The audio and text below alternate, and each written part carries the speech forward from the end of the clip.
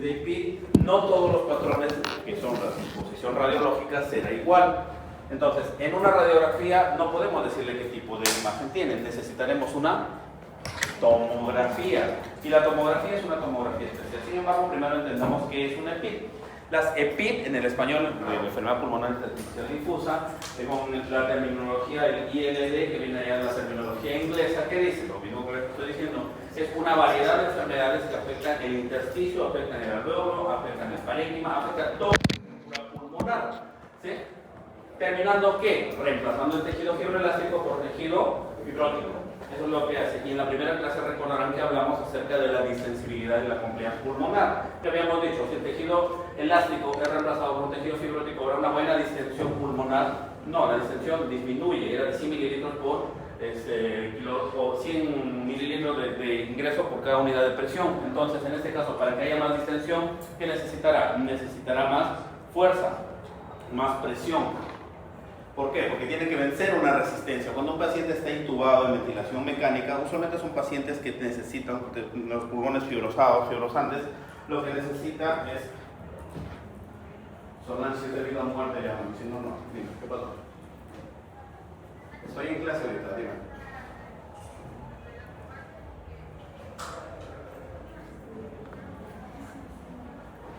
Claro.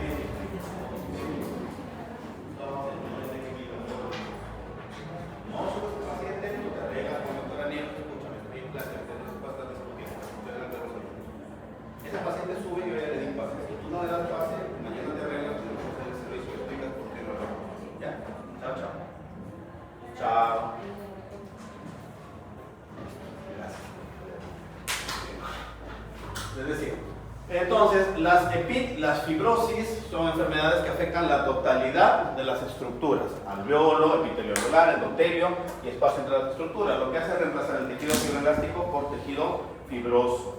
¿Cuántos tipos hay? Más de 200 tipos. Ahora, ¿es necesario que nos aprendamos los 200 tipos de fibrosis? No. ¿Por qué? Porque las fibrosis a su vez se van a subclasificar en un montón de tipos. Doctor, ¿todas las fibrosis tenemos que verlas? No. En la práctica clínica de esos como 200 tipos son una o dos las que más predominan, las que más se van a cruzar en su vida. Y esas sí necesito que las aprendan a reconocer. Por lo menos de todas esas, una. Ahora, ¿cómo se dividen las fibrosis? Aquí. La clasificación de las enfermedades fibrosantes son de acuerdo a su clasificación histopatológica. En la clasificación histopatológica puede ser si hay un proceso inflamatorio, alveolitis, inflamación o tejido fibrótico posterior, o sería un proceso granulomatoso. Entonces, si les pregunto fisiopatológicamente cómo se dividen los procesos fibróticos, en inflamatorios y granulomatosos. A su vez, cada uno de ellos se va a subdividir en de causa conocida y de causa no conocida. Entonces, si un paciente acude a consulta porque tiene fibrosis pulmonar y después de toda la historia clínica y el examen físico que se le va a hacer, ustedes concluyen efectivamente el diagnóstico es fibrosis, les dirá, ¿y por qué se generó mi fibrosis? ¿De dónde salió mi fibrosis? Entonces, primero, entender que puede haber dos tipos fisiopatológicamente, la inflamatoria pura y la presentación granulocítica, o como granulomatosa, la granulomatosa. En ambos vamos a tener lo que vemos aquí. Entonces, causa conocida y de causa desconocida. Lo mismo acá también tenemos, causa conocida y causa desconocida. Hay un cuadro como este de aquí que es mucho más fácil todavía para que ustedes lo entiendan. Ese cuadro es una clasificación antigua, es del 2012, creo, 2011. Es antigua, pero nos sigue sirviendo para poder entender cómo se clasifican las fibrosis. Por decir, si te viene un paciente con sospecha de fibrosis, todavía no estoy hablando de la clínica, solo de la clasificación, ¿no? Si te viene un paciente con fibrosis pulmonar, tú diagnosticas la fibrosis pulmonar. Lo primerito que el paciente te va a preguntar es, ¿y por qué se me generó la fibrosis? Entonces, ¿qué hemos dicho en cada una de sus clases? O por lo menos en las prácticas con mis alumnos. Tienes que ampliar la historia clínica, hacer una buena anamnesis. Hasta el aburrimiento les han dicho, y a mí y a todos los que han venido antes que yo, nos dicen siempre lo mismo. El 80% de tu diagnóstico es la historia clínica. El resto son exámenes auxiliares. Entonces, ¿qué incluye la historia clínica? Preguntar y preguntar antecedentes. En este caso, antecedentes laborales, infecciosos, medicamentosos. ¿Por qué? Si te viene un paciente con fibrosis pulmonar, si te viene un paciente con un EPI, tú le preguntas, ¿en qué ha trabajado toda su vida? He trabajado en minería informal, he trabajado en socavón 30 años. No tenía protección. ¿Es un factor de riesgo aspiración de polvos inorgánicos? Sí. Si te dicen, he cocinado con carbón, he trabajado en ladrilleras, he trabajado en aserraderos, he trabajado, como les dije en algún momento, fui docente por 30 años, trabajábamos con la monta, con la tiza. Son factores de riesgo importantes para generar una enfermedad pulmonar fibrosante. ¿Por exposición a qué? ¿Esos serán polvos orgánicos o inorgánicos? La tierra, polvo, cemento, etc. Polvos inorgánicos, eso es lo que vemos ahí, por compuestos inorgánicos, la llamada neumoconiosis. Hay otros medicamentos, por ejemplo, en pacientes con cáncer se utiliza la bleomicina. La bleomicina es un medicamento que cuando el oncólogo va a utilizarlo, siempre normalmente consulta a los neumólogos. Pero si quiero escucharlos de la rota, no cierro la rota, si ella viene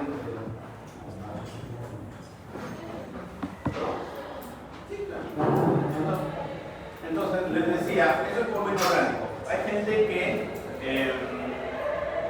utiliza bleomicina. Los oncólogos utilizan bleomicina en determinadas patologías oncológicas. Cuando van a utilizar bleomicina, normalmente consultan a los neumólogos para hacerle descarte de que tu paciente no tenga ninguna enfermedad de fondo, para saber si más adelante le va a generar un proceso fibrótico. Eso es por fármacos. Si tu paciente tiene artritis reumatoide, lupus eritematoso sistémico, esclerosis sistémica, esclerodermia, Sjögren, etc., cualquier enfermedad de tejido conectivo, enfermedad reumatológica, sí o sí tiene que hacer el descarte, que no haga también, así como hay afección en articulaciones de piel, que no haga fibrosis a nivel pulmonar. Son llamadas enfermedades pulmonares intersticiales difusas asociadas a enfermedades de tejido conectivo. Si tu paciente tuvo cáncer de mama, en el caso de las mujeres, o tuvo un cáncer de pulmón antiguo y como parte del tratamiento le dan, aparte de la quimioterapia, cirugía, etc., le dan radioterapia. La radioterapia es radiación directa en la zona de lesión. La radioterapia también te puede generar tejido fibrosante.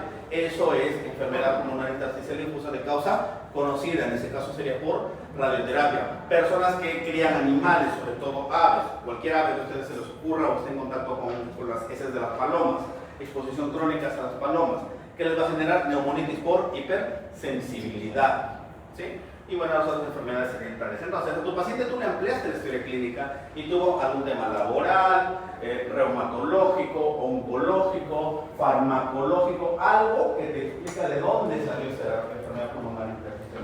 Entonces, a tu paciente tú le puedes decir, si te pregunta, doctor, doctora, ¿de dónde salió mi fibrosis? Ampliaste tu historia y puedes decir, tu enfermedad de fondo te generó esto, tu exposición a tal te generó esto, y tu paciente se va con una explicación. Pero también tenemos el otro lado, en el cual el paciente, tú le ampliaste tu historia clínica, le hiciste todos los exámenes laboratorios, todo lo que a ti se te ocurrió. Y a los finales, ¿qué dices? ¿Llegaste al diagnóstico? O sea, ¿supiste la causa? Aparte, buscaste por todos lados y no llegaste a encontrar, explicarle a tu paciente. ¿Qué le dirás? ¿Qué le dirás a tu paciente? Si te pregunta, doctor, entonces, ¿cuál fue la causa de mi fibrosis? ¿Qué le vas a decir? Fibrosis pulmonar idiopática. No sé. Así de facilito. No sé. Pero si yo soy tu paciente y me dice, ustedes son mis pacientes y a mí me preguntan, doctor, ¿cuál fue la causa de mi enfermedad? Yo te digo, no sé, ¿qué vas a decir? Al doctor, ¿no? Lo que mejor me suena. Idiopático. ¿Qué suena más bonito? ¿Que te diga no sé o que tu causa es idiopática? Hasta el baño se da la referencia. El término idiopático es ese. Idiopático es el que no tiene causa.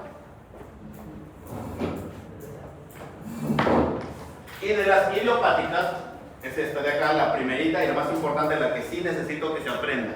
y la que todas las 10 están hechas, la fibrosis pulmonar idiopática. En otras clasificaciones ya vienen nombres raros que no sé si lo verán algún día, yo nunca lo he visto y tengo maestros que dicen que nunca lo vieron. Así que para ustedes me interesan dos cosas que se aprendan. La clasificación, esta es la clasificación fisiopatológica, donde la presentación de las epítesis en dos grupos, las inflamatorias y las granulomatosas. Y a su vez cada una se divide en de causa conocida y causa desconocida o llamada también idiopática. Este es muy fastidioso para aprendérselo. Si se dan cuenta, entre ese cuadro y este, mejor este, ¿no? Un poquito más fácil. Igual termina siendo lo mismo, sino que uno se da el tema fisiopatológico. Ahora, en cuanto a la fisiopatología de la cepillas realmente no está bien descrita, o sea, en el sentido de que no está una vía comprobada. Lo que se tiene básicamente son teorías, pero dentro de las teorías siempre es una misma historia. Agresión por algún no alérgeno en este caso, sino de un cuerpo extraño, el polvo, la tierra, todo el fármaco, la radioterapia, etcétera, lo que van a generar es un proceso inflamatorio con lesión posterior de qué? No solamente del epitelio, sino también más adelante del endotelio. Lo que va a generar es proliferación y migración de fibroblastos desde los tejidos subepiteliales, migración de fibroblastos con destrucción de membrana basal a la activación de las llamadas gelatinasas A y B. Las gelatinasas lo que hacen es destruir el endotelio y el epitelio, y van a generar migración de fibroblastos al espacio alveolar, reemplazando luego el tejido fibroelástico por tejido fibroso. El producto final de todo este gráfico, si se dan cuenta, es la proliferación de los miofibroblastos. Y los miofibroblastos terminan invadiendo no solo las capas subepiteliales, sino dañan también la membrana basal y terminan ingresando a nivel alveolar, destruyendo todo el tejido elástico, destruyendo los neumocitos tipo 1, tipo 2 y siendo reemplazados por miofibroblastos. Entonces, si ustedes les preguntan cuál es la célula principal implicada en el proceso de fibrosis, es la presencia de los miofibroblastos a través de un proceso inflamatorio. No hablamos de infeccioso, solamente de inflamatorio. Es ahí donde tu paciente llegará a consulta, pues no, y te dirá entonces, dígame, tú le preguntas a tu paciente, ¿por qué sospechas de fibrosis? Pues repito lo que les decía la clase pasada. Ustedes mismos ven la respuesta. Si tu paciente viene por tos productiva, flema, que no importa en qué momento del día está botando, tiene 80 años, es diabético y siempre bota flema verde, amarilla, utiliza inhaladores, pero siente que el inhalador no le ayuda mucho. No importa en qué momento del día todo, está tosiendo y ha fumado como 50 cigarrillos diarios por 50 años. ¿Sospecha? Poco. Si tu paciente viene tosiendo, tiene sibilancia, este periodo también tiene sibilancia, ¿no? Viene tosiendo con sibilancia, a veces parece que bota flema, a veces no bota flema, pero la crisis le da sobre todo en los extremos del día, tiene antecedentes familiar, personal de alergia, papá, mamá con rinitis alérgica, ¿qué está sospechando? Así tendrás que comprobarlo con las pruebas que hemos dicho. Entonces, solamente con la sintomatología tú ya puedes más o menos ubicar ante qué estás. ¿Sí? En uno hablamos de variabilidad de síntomas y en otro no hablamos de más variabilidad de síntomas. Recuerden, en este caso el paciente con fibrosis, aparte de los antecedentes que ustedes le van a preguntar, te va a mostrar su sintomatología y como les he dicho siempre, en neumología el principal motivo de consulta es la tos. Todo paciente que acude a neumología es por tos y principalmente la tos tiene sus características.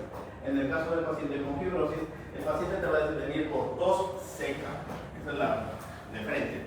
¿Qué tipo de tos tiene? Tos seca, netamente seca. Y aparte de la tos seca, te va a venir por disnea progresiva. Paciente con fibrosis o sospecha de fibrosis o sospecha de FIB, es un paciente con tos seca, disnea progresiva, ¿sí? Aparte va a venir por pérdida de peso, disminución de peso, de lo que está quitando. ¿Dónde está banana? Disnea, tos seca, dolor torácico es raro, me interesa más lo de abajo, astenia y pérdida de peso. ¿Por qué? Porque entran en un proceso hipercatabólico y al haber hipercatabolismo, la demanda del cuerpo, la demanda de energía sigue siendo alta, pero el pulmón es deficiente para el intercambio gaseoso. Al ser deficiente el intercambio gaseoso, ¿qué es lo que se va a generar adicional a la disnea y a la tos? Va a empezar a intentar buscar energía de otro lado, que no sea carbohidratos. Si fuera la siguiente fuente de energía, descontando los carbohidratos. Eso no está así, por favor, no. No se me morro. ¿Perdón?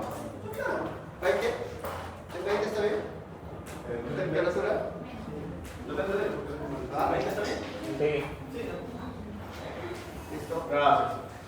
Es un estado hipercatabólico. Entonces decía, por bioquímica sencilla, simple. Si no es el carbohidrato la fuente de energía, ¿cuál es la siguiente fuente de energía? ¿De dónde tienen que sacar el cuerpo? Si no tienen carbohidratos. Antes de las proteínas, los lípidos, de las grasas. El paciente empieza a consumir, el tejido adiposo empieza a disminuir. Y si sigue su estado hipercatabólico. Doctor, ¿a qué se refiere un estado hipercatabólico?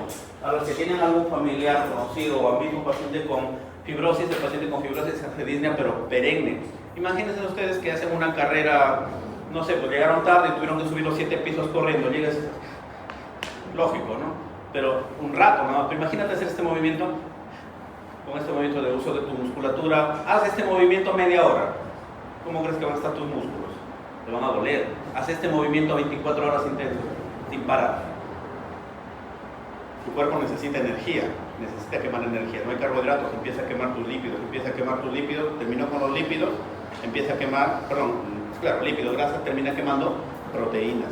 Esos pacientes lo van a saber, unos pacientes flaquitos, delgaditos, no tienen fuerza. Obviamente astenia, ¿por qué? No tiene fuerza, no tiene músculo, no tiene grasa, no tiene tejido celular subcutáneo, son bien flaquitos. El índice de masa corporal es muy, muy bajo. Entonces, y distribuyendo en sexos, es más presente en varones. Entonces vas a ver un paciente varón, en su gran mayoría, varones con algún antecedente laboral, enfermedad reumatológica, algún antecedente ocupacional, etcétera, que te va a justificar la posibilidad de la fibrosis. Tiene clínica de tos, seca, disnea progresiva y caquexia en los grados más extremos, pérdida de peso, pérdida de masa muscular, astenia. El paciente por enfermedad intersticial difusa, por fibrosis, vendrá por hemoptisis, muy raro. Entonces, el paciente por fibrosis pulmonar no te viene por hemoptisis, ¿ya? Eso es uno. Tampoco te va a venir, sibilancias puedes escuchar, pero muy aislado. Ojo, como siempre les digo a todos, la teoría es linda. Yo tengo el paciente con EPOC, tengo el paciente con asma y tengo mi paciente con EPID. Lindo, pero en la práctica se te puede mezclar. Puede ser que tengas un paciente con EPOC que haga EPID, o asmático que te haga EPID, o asmático que te haga EPOC. Entonces, todo se mezcla. Es ahí donde ustedes tendrán que empezar a diferenciar. ¿Sí? ¿Qué más con esto? Ya, next, sigamos. El examen físico. El examen físico, obviamente, la inspección, si vas a ver esto, ¿qué vas a decir? Uso de musculatura accesoria, frecuencia respiratoria tanto, musculatura accesoria. Ojo, cuando un paciente tiene disnea, esto más para la práctica que para otra cosa. Cuando tu paciente tiene disnea, los primeros músculos que utilizamos son los abdominales con el diafragma. Conforme la disnea va progresando, empieza a utilizar los intercostales. Si ves que tu paciente empieza a utilizar músculos supraclaviculares, tu paciente tiene ya un grado extremo, es insuficiencia respiratoria severa. Entonces, dependiendo del grupo muscular que utilices, vas a ver en la inspección el grado de disnea, ya te va orientando. La frecuencia respiratoria, obviamente mayor de 30 respiraciones por minuto, es una disnea severa. Voy a cerrar esto con un celular. Otra cosa, aparte de la inspección, la palpación.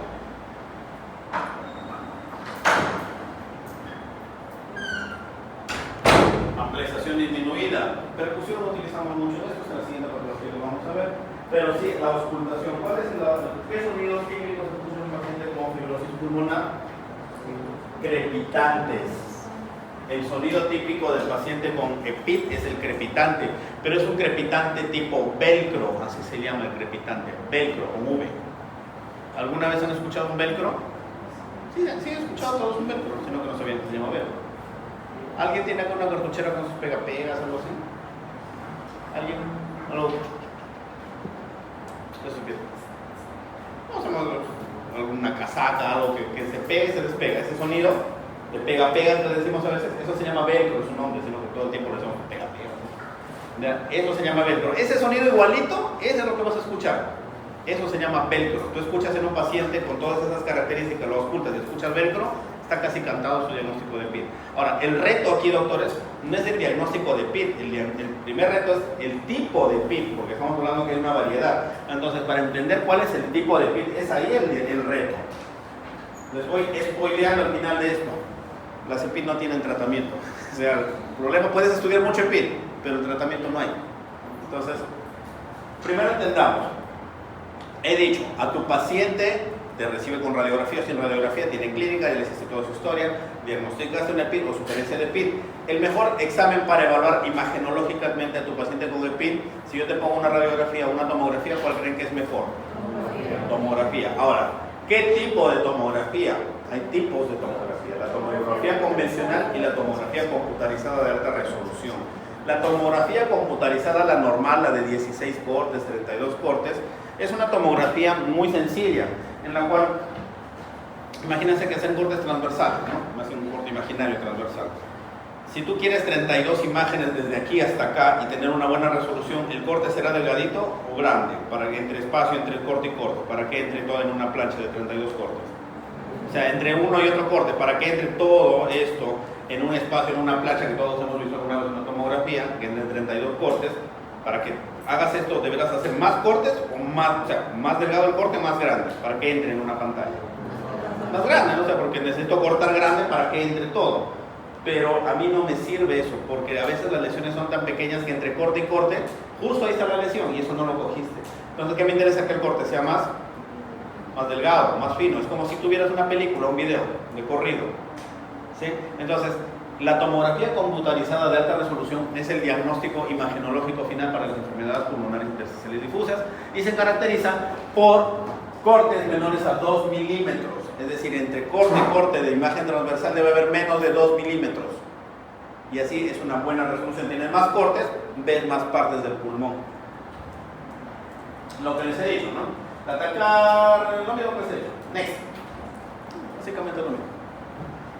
Ahora, ya les dije, la fibrosis puede ser, si tu paciente te dice cuál es su causa, le buscaste todas las causas posibles, artritis reumatoide, principalmente la reumatológica, la esclerosis sistémica progresiva, reumatología que llevan de ese ciclo a otro, o al siguiente. Bueno, ya me voy adelantando. Cuando ustedes vean a un paciente con enfermedad reumatológica, siempre tienen que hacerle descarte de enfermedad pulmonar, porque muchos reumatológicos, no, pero tiene artritis, se cansa, pero si las articulaciones no le van a generar cansancio, las articulaciones no, pero la afección pulmonar sí. ¿Ya? Entonces tienen que hacerle ese descarte. Y hemos dicho, el siguiente cuadro que presente es más fácil, causa conocida o desconocida. Conocida, toda la lista, desconocida le llamamos ahora idiopático. De los idiopáticos a su vez se subclasifican de lo más común a lo más raro. Lo más común de las idiopáticas es la fibrosis pulmonar idiopática. Y eso es lo que más se van a cruzar ustedes. De eso es lo que más se van a cruzar.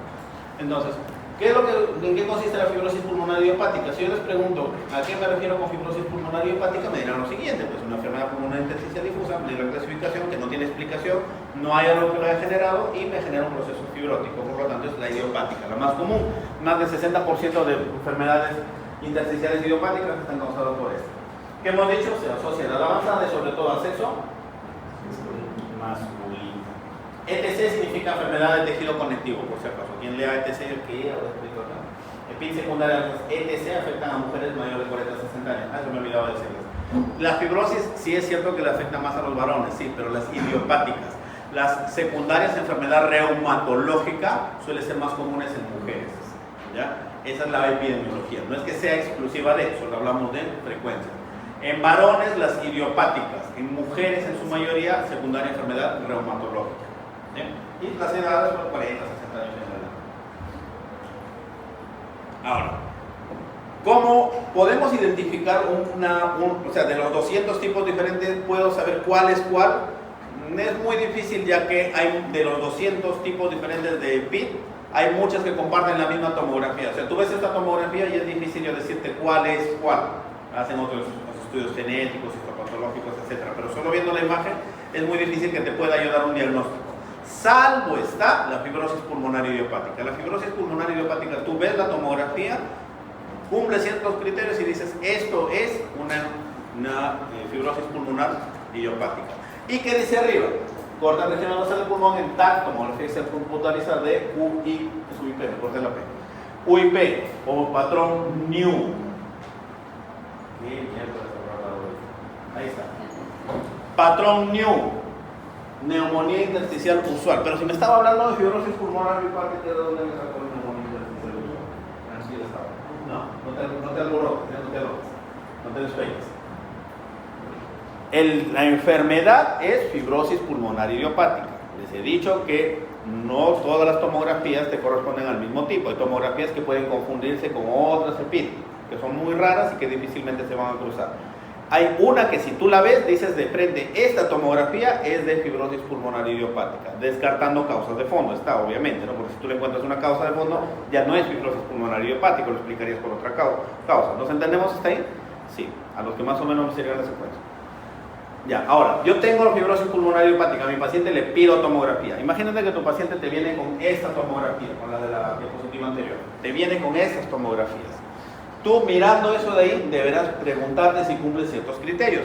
Entonces, en cuanto a los criterios imagenológicos, esto yo ya les voy diciendo es un patrón, el patrón de imagenológico, así como hay patrón consolidación igual a neumonía, patrón velamiento con ángulo cosogénico, que lo vamos a hacer en la siguiente, igual a derrame pleural, patrón NEW igual a fibrosis pulmonar idiopática. Es el patrón, es la descripción de la imagen, no es que sea una enfermedad diferente, ¿nos entendemos? O sea, hablamos, el patrón se llama NEW, neumonía intersticial usual, es un patrón, no es que sea una enfermedad como tal, es la descripción de la tomografía, y esa descripción me dice igual a fibrosis pulmonar idiopática. Entonces nuestro trabajo será entender cuáles son las características del NEW, y para las características del NEW,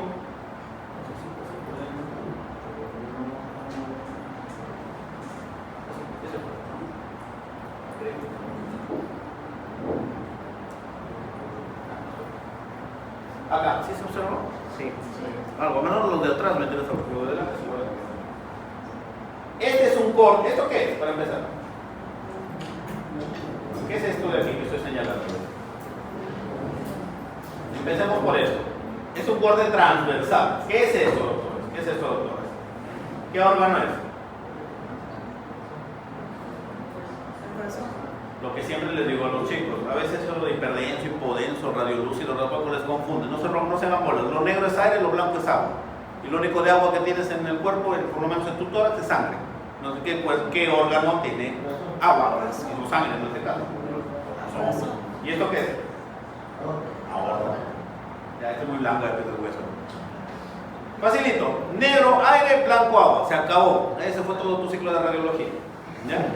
Más fácil que es imposible. Entonces, ¿qué es esto? Corazón, aorta, ya. Y negro es aire, ¿qué es esto? Pulmones, fin de la historia. Ahora, ¿ya acabó su curso de radiología? No, lindo sería. De nuevo, ¿qué es esto? Corazón, aorta, etcétera, y esto es pulmones. Este de acá que les estoy enseñando, ese es el pulmón derecho, ¿verdad? ¿Estamos de acuerdo? ¿Sí? No. Es el pulmón izquierdo. Cuando ustedes vean una imagen es casi como un espejo. Lo que para ti es tu derecha, en la imagen es la izquierda. Lo que para ti es tu izquierda, en la imagen es la derecha. ¿Ya? Entonces, esto es pulmón. ¿Qué pulmón es? Izquierdo, pulmón derecho. Eso es solamente para ubicarlo, nada más. Amigos, su curso de radiología sería así de salido. ¿Cuántos pulmones tenemos? Listo. Ahora, no es curso de radiología, pero sí es curso, esta clasecita para que identifiquen patrones. Si puedo ver, esta es la base del corazón, esta es la base del corazón. Pero bueno, esta es la parte más baja. Aquí estamos arriba todavía, esta es la aorta, se está cementando. Acá abajo. No se pierdan. Esta estamos en la parte baja. O sea, si tengo mi diafragma, ¿no? Si este es tu diafragma, corazón, ¿a qué nivel está ese corte? ¿A nivel apical, medio o basal? ¿Cierto? ¿A qué nivel estará esta imagen? Esta es la base del corazón. Apical, medio o basal. ¿Dónde está esta imagen? Basal, está abajo, el corte está abajo. Esto es que miras desde la parte baja. Ya, entonces, partamos de ahí. Esto es la base. Muy bien, ¿por qué me oriento por el corazón? Acá yo sé que no es basal, ¿por qué? Porque recién está, estas son las pulmonares, esta es la aorta, esta que sale la aorta y estas son las pulmonares. ¿Eso está acá abajo o está arriba? Está arriba, pues obviamente. Entonces, ahorita me interesa que se basen acá. Entonces, base. Son pulmones. Los pulmones están cubiertos por la pleura. Que básicamente, aunque acá no se ve, pero entendemos que la pleura está aquí, ¿no? Está envolviendo los pulmones. Muy bien. Entendiendo eso, ¿ven estas lesiones de acá que parecen burbujas? Son quistes. Nosotros lo llamamos patrón quístico. El patrón quístico, si se dan cuenta acá, la voz más grande. Más para los detrás,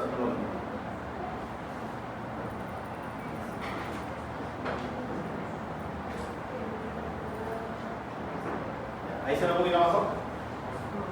Ya, creo que es un poquito mejor, ¿no? Por los que están atrás. Siempre hay un miope como el que habla que no trae sus lentes.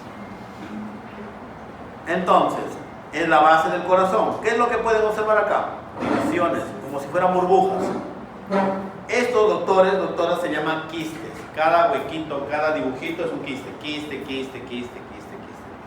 Entonces, hasta ahí, ¿qué puedo decir? Es una imagen en corte transversal, en base pulmonar, con lesiones o con patrón quístico. Son quistes.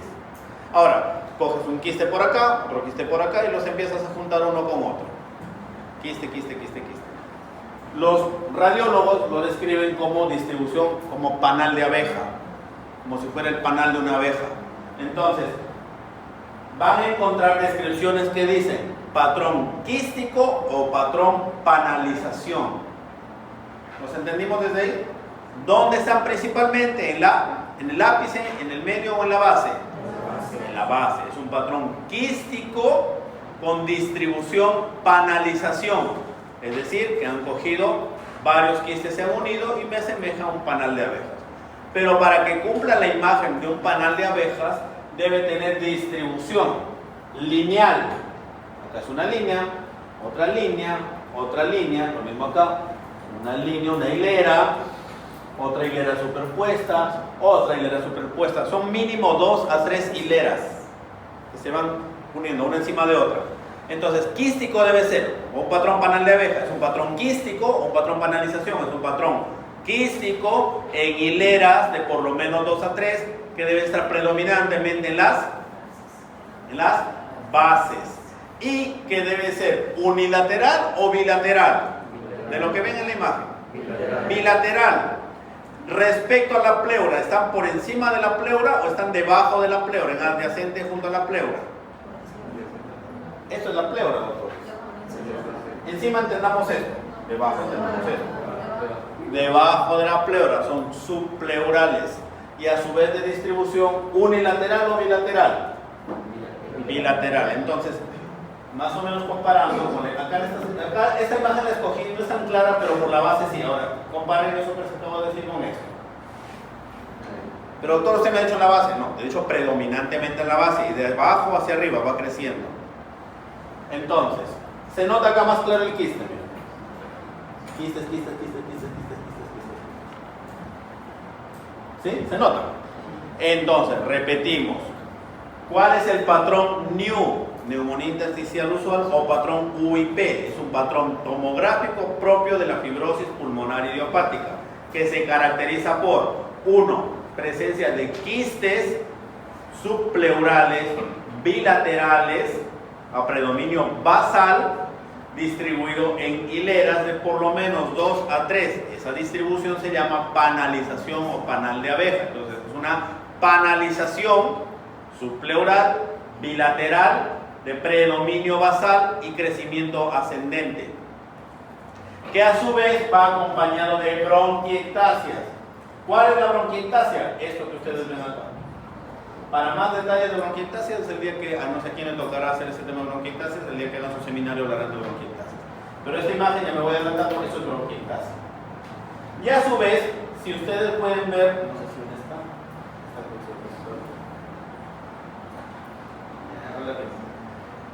Acá estas son bronquiectasias, patrón panalización con bronquiectasias y además se le adiciona vidrio esmerilado, que es como una lesión difuminada. No se nota muy bien en esta imagen.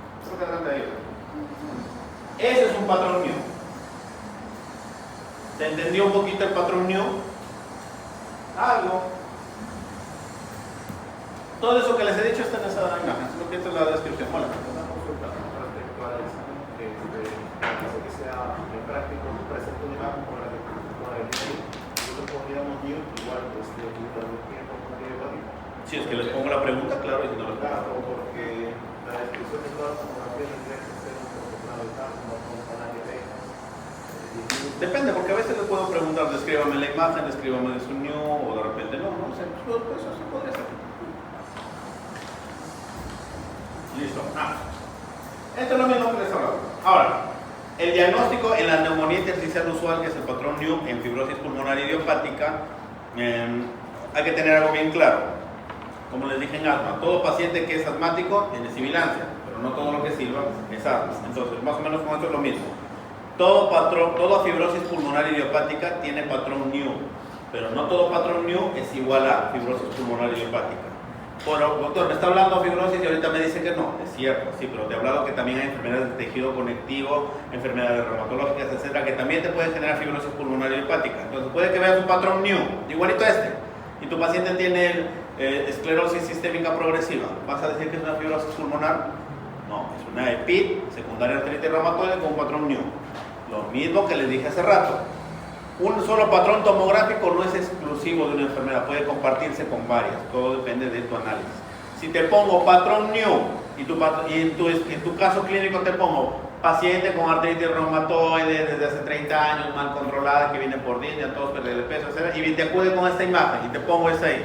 Márcame, ¿cuál será tu opción? Entre ellas a mí se me ocurre hacer malo. Te pongo fibrosis pulmonar idiopática y la mayoría lo va a hacer. Va a marcarme fibrosis pulmonar idiopática porque te estoy poniendo que tiene un patrón NEW. ¿Pero qué te estás olvidando? Que te estoy poniendo el antecedente o comorbilidad. Es paciente con artritis reumatoide. Ojo, no se confunda. Repito a los que se perdieron por última vez, casi les estoy dando una pregunta del examen, casi. Los exámenes, los míos, más que para, o sea, tienen que estudiar, pero más que eso es leer, porque yo los hago caer a veces por una coma, por un I, por una O, por una, así los hago caer, porque no leíste bien, a veces por una, está eso, te fregaste, no leíste bien. Ya, repito, si tu paciente tiene un patrón NEW, no es que, usted tiene fibrosis pulmonar idiopática, no, gasta todas tus armas primero, todos tus antecedentes, todos tus exámenes, todo lo que puedes descartar. Si no le encontraste nada y tu paciente te viene con esa tomografía, ¿qué puedes decir? Es una fibrosis pulmonar idiopática.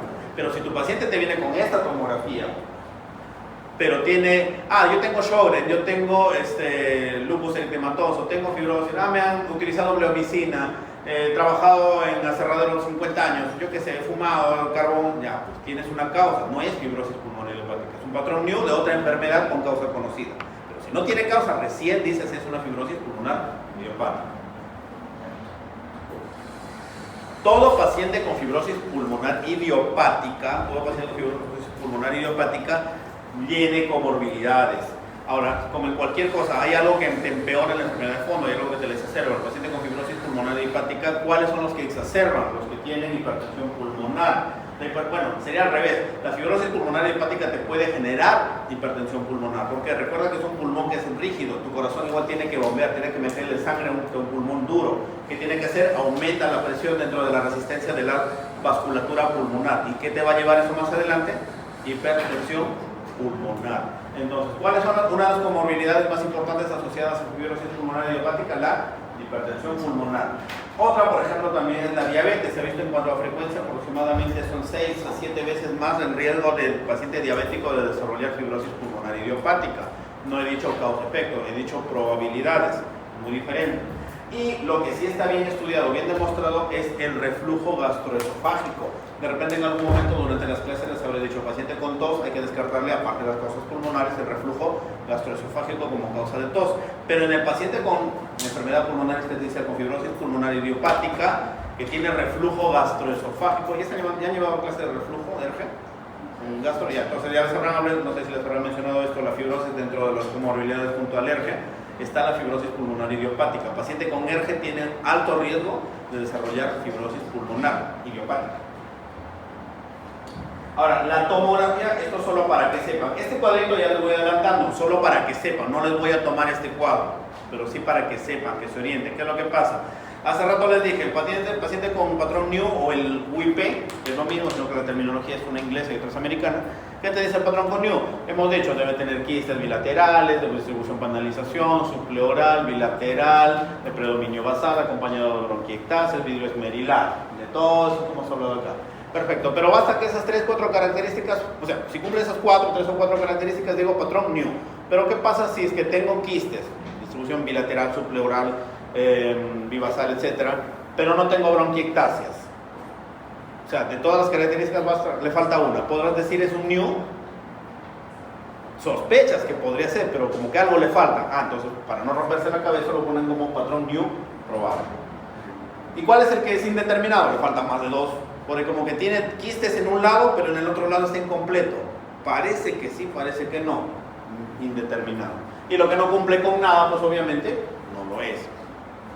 Este cuadro no es, chicos, para que se lo aprendan, solamente porque quiero que sepan que hay quienes tienen todos los patrones. De repente un día te cae una tomografía de esas, ¿no?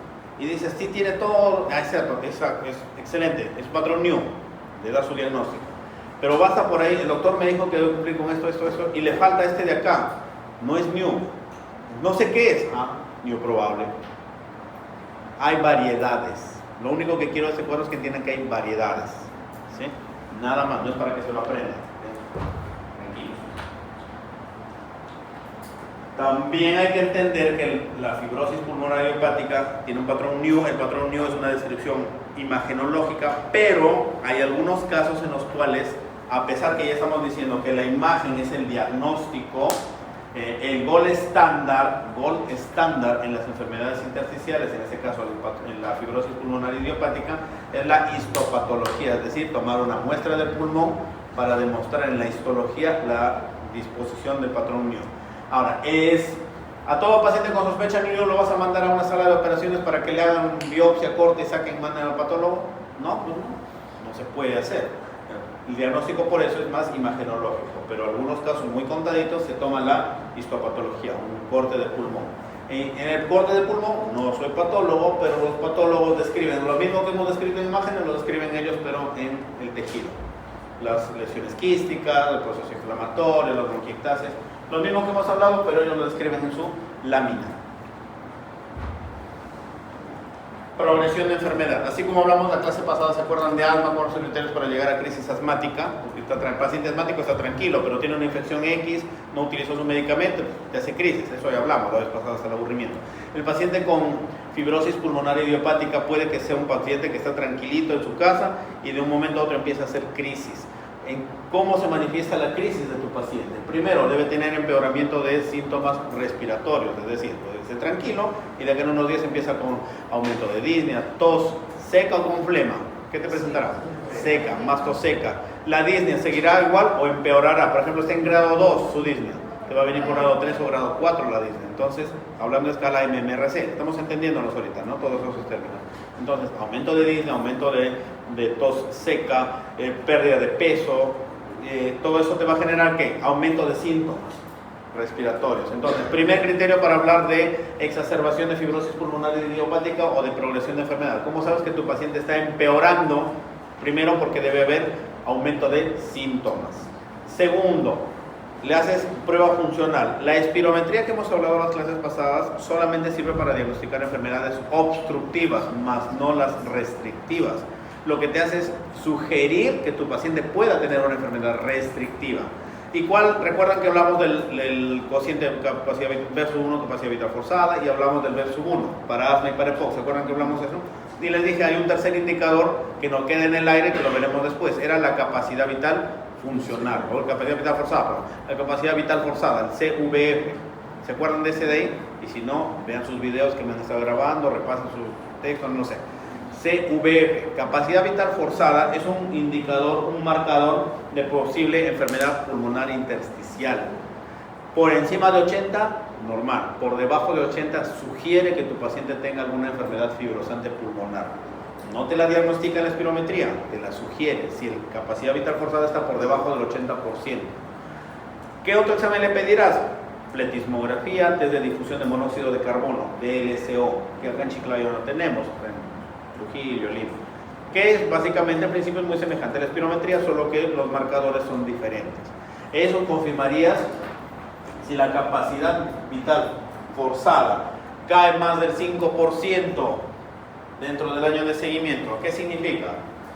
Paciente estaba tranquilo, viene en una consulta dentro de 15 días, imagínate que lo hice hace 15 días, estaba tranquilo, viene 15 días después y empieza, lo ves que es más disneico, más tos seca, ¿sí? Y ya tiene su diagnóstico previo de fibrosis pulmonar. ¿Cómo sabes que está progresando su enfermedad? Está empeorando. 1, por los síntomas, están mal los síntomas. 2, tienes a la mano un espirómetro. ¿Sabe qué, señor? Hace 10 días, hace 15 días usted vino, me sopló y la capacidad vital forzada estaba en 60%. ¿Qué hemos dicho? ¿Menor de cuánto es sugerente de fibrosis o de PIB? Menor de 80. Entonces, imagínate que la vez pasada que estaba tranquilito, sopló 6, salió 60%. Le vuelves a hacer soplar ese rato y ya está en 55%. Está que cae la capacidad vital forzada. ¿En cuánto ha caído por lo menos en ese ejemplo? 5%. Basta que 5 a más de cambio, tu paciente está que va mal. Obviamente, si la capacidad vital te cae más de 5 o 10%, significa que ese pulmón está cada vez que se expande menos. ¿Sí? Término sencillito, la capacidad vital forzada te dice que tanto se está expandiendo tu pulmón. Al más del 80%, lo normal. Menos del 80% está que más pequeño. Si es un 50%, 30%, 20%, así es. ¿Nos entendemos? Listo. Reducción absoluta de la capacidad vital forzada más del 5% dentro del año de seguimiento.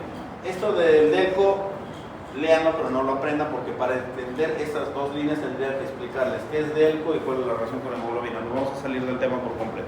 Ahorita solo con esa primera nada más. ¿Ya?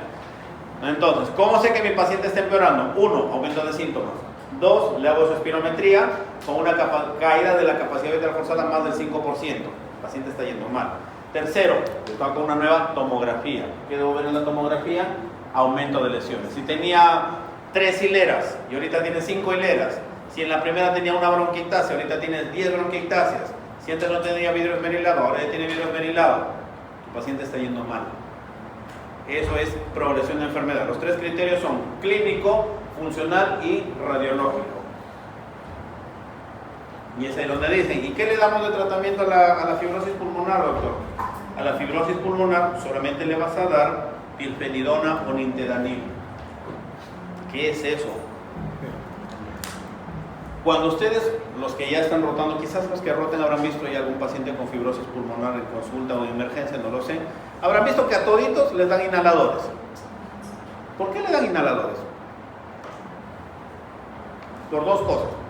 La primera, porque les dije hace un momento, no es el EPID puro, usualmente vienen EPID de poco, usualmente, o el asmático con EPID. Entonces, si le das el broncodilatador, no le das por un tema de EPID, le das por un tema bronquial, que puede ser asma o EPOC, porque hace una sinergia. El paciente viene mezclado con 2 o más cosas. Eso es uno. Y 2, lo haces para hacerle sentir bien a tu paciente de que le estás dando algo, pero realmente el broncodilatador en el EPID no te sirve, te va a ayudar muy poco. Quizás al inicio, pero luego no va a servir para nada. ¿Por qué? Porque es un problema de broncodilatación o es un problema de destrucción y reemplazo de nuevas células por tejido fibroso. Es un proceso inflamatorio destructivo que te va a reemplazar. No tiene nada que ver con el inhalador no te va a ayudar. Hola. ¿Y la oxigenoterapia? ¿Perdón? La oxigenoterapia. Eso es. Ya digamos. Entonces, primero estamos en tratamiento farmacológico, luego vemos medidas no farmacológicas. Ahí está lo que tengo. Entonces, tratamiento farmacológico.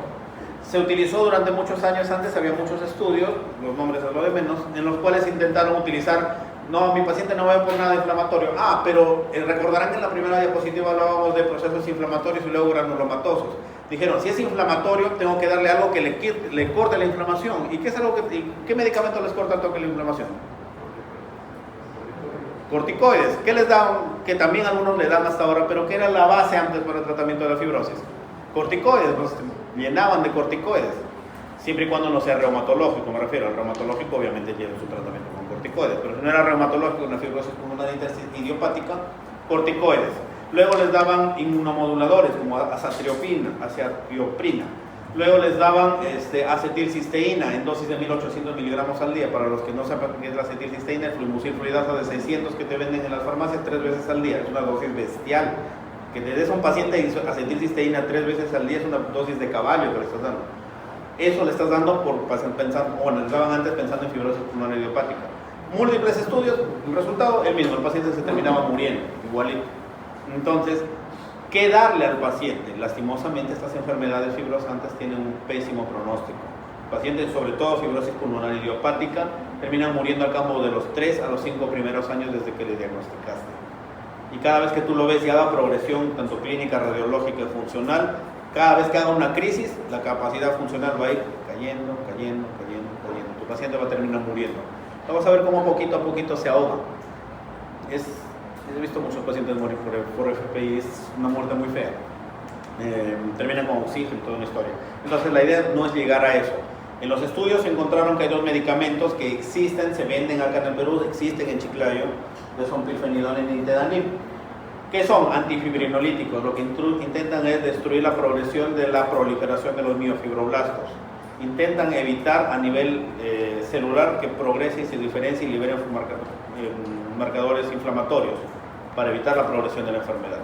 Son hechos exclusivamente, y aquí bien dice la diapositiva, solo para FPI. ¿Por qué digo el solo? Apréndanselo, porque hay muchos colegas de la especialidad y de otras especialidades, se van a cruzar quizás en algún momento, que ven artritis, fibrosis por artritis reumatoide, les dan pirfenidona, por cualquier causa, no neumonía, no fibrosis pulmonar, fibrosis pulmonar idiopática. Es cualquier otra fibrosis, menos la idiopática, igual le clavan pirfenidona y nintedanib. No, está hecho solamente para fibrosis pulmonar idiopática, nada más, y bajo ciertos criterios. Por ejemplo, pirfenidona solamente si la capacidad vital forzada es mayor al 50%. Si es menor que eso, no le den, no le van a hacer nada. Le van a hacer gastar a tu paciente. ¿Cuánto gastará? Pues una pirfenidona al mes, la caja por lo menos te debe tirar unos 1.000, 1.500 soles al mes en tratamiento. Esa nintedanib bordea ahorita los 3.000, 4.000 soles. El gasto es importante y a fin de cuentas el paciente es lo primerito que te va a preguntar qué es. ¿Me voy a curar? Por lo que todo el mundo quiere saber, ¿no? ¿Me voy a curar? Tu respuesta es no sé. Siempre hay que explicarle al paciente. Nunca se le venden falsas esperanzas. Por cierto, como regla de vida, alguna vez me pasó cuando era interno, desde ahí aprendí a la mala. Pero siempre les aconsejo cuando tengo alumnos. Nunca le digan al paciente, ¿te vas a curar? Ni tampoco le digas, no te vas a curar. Porque, sobre todo si tú le das a un paciente esperanzas de algo y no te va, no es tanto que te griten, lo de gritar es lo de menos. Ustedes, cuando tengan el día que tengan su sello, tienen una responsabilidad médico-legal. El paciente tranquilamente los puede denunciar, demandar. Si tu paciente te dice, doctor, me va a hacer un procedimiento, ¿tiene riesgo? No tiene ningún riesgo, no te preocupes, te va a ir bien. Nunca digan eso, nunca. A los que sean cirujanos algún día, así sea por un hielo, nunca le digas, no, tú me olvides. Y si de un tratamiento me voy a curar, vamos a evaluar. Para palabreros son excelentes. Vamos a ver, vamos a evaluar, vamos a hacer un seguimiento, bla, pero nunca le garanticen algo al paciente. Ya, cierro mi momento de llamado a la conciencia. Entonces, continuamos. Pirfenidona mayor al 50%, o por mayor capacidad vital forzada mayor al 50%, o el DELCO mayor al 35%. Esas dosis, no es necesario que me aprendan la dosis, no. Simplemente saber que esos son los medicamentos. Nintedanib, lo que ustedes ven ahí. ¿Esos nombres raros tengo que aprenderme, doctor? Sí, la dosis no, pero el nombre raro sí. Y saber que solamente se da fibrosis pulmonar idiopática, nada más. ¿El objetivo cuál es de esos medicamentos? Que se cure. Se va a curar. Lo que evitamos es intentamos es reducir la progresión de la enfermedad. Porque tu paciente se iba a morir en 3 años, procuramos que tenga 5, 6, 7 años. Pero no detenemos el proceso. No hay nada que lo detenga. Es ahí donde viene la pregunta de su compañera. Entonces, ¿solamente el tratamiento es farmacológico? No, también es tratamiento no farmacológico. Los pacientes con EPITS, hemos dicho que son pacientes que hacen disnea, inclusive a MMRC4. A un MMRC4, ¿te vas a sentar a mirarlo cómo se cansa todo el día? No, ¿qué tienes que darle? Oxígeno, porque eso es lo que le falta a su cuerpo. Entonces le das oxigenoterapia, oxígeno domiciliario. Y aquí tienen ustedes, doctores, doctoras, cuál es la indicación para oxígeno domiciliario. Cuando la presión base de oxígeno en reposo, un paciente con fibrosis obviamente, es menor a 55 milímetros de mercurio o una saturación de oxígeno. No tengo el ABA, doctor, pero tienes un pulsoxímetro, tómale la saturación. Si tu paciente está saturando menor 88%, con el menor 88%, indicación para oxígeno domiciliario. ¿Sí? O 60 milímetros o menor de 60 milímetros de mercurio, pero acompañado de las siguientes complicaciones: edema. Hematocrito mayor 55, lo explicamos en la clase pasada. ¿Por qué hematocrito mayor? ¿Por qué el hematocrito? ¿De dónde se dispara el hematocrito? Porque hay insuficiencia respiratoria, hay poca concentración de oxígeno y necesitas liberar a los transportadores. ¿De dónde son los transportadores? De la médula. Empiezas a hacer poliglobulia. Eso lo expliqué la vez pasada, y aquí no lo leí, lo lean, están a exactamente 8 días de su examen. Consejo, y aunque suene feo, si no me han leído un tema en una semana, la otra es bien tranca que te aprendas 4 o 5 temas en 3 días, porque en 2 o 3 días quieren aprenderlo. Tienen una semana, léanse aunque sea un temita por día si la hacen, pero si quieren juntar todo en 3 días se van a confundir. Por favor, lean. Y todo lo que leen, listo. Terapia respiratoria. Todo paciente que tiene fibrosis pulmonar idiopático, fibrosis en general, aparte del oxígeno, tiene que hacer fisioterapia respiratoria, ejercicios respiratorios que mejoren la capacidad y mejoren la fluidización de la caja torácica. Vacunación, lo mismo. CEPOC, CEPID, ambos tienen que estar vacunados, de ley. ¿Por qué? Porque son personas mayores de 65 años, vacunados. ¿Cuáles son las vacunas? Todas las que ya hablé la vez pasada, las 6 vacunas que dije hace rato. ¿Y cuál es el tratamiento final? ¿Cuál es la cura de una fibrosis pulmonar? Trasplante. Pero entenderán pues que en el Perú el trasplante pulmonar es casi un sueño, ¿no? Finish. Gracias. ¿Nos iremos? No. ¿Preguntas hasta ahí? Ninguna. Qué bueno, sigamos. Patología pleural. Con esto ya matamos esto, están listos ya para su siguiente examen.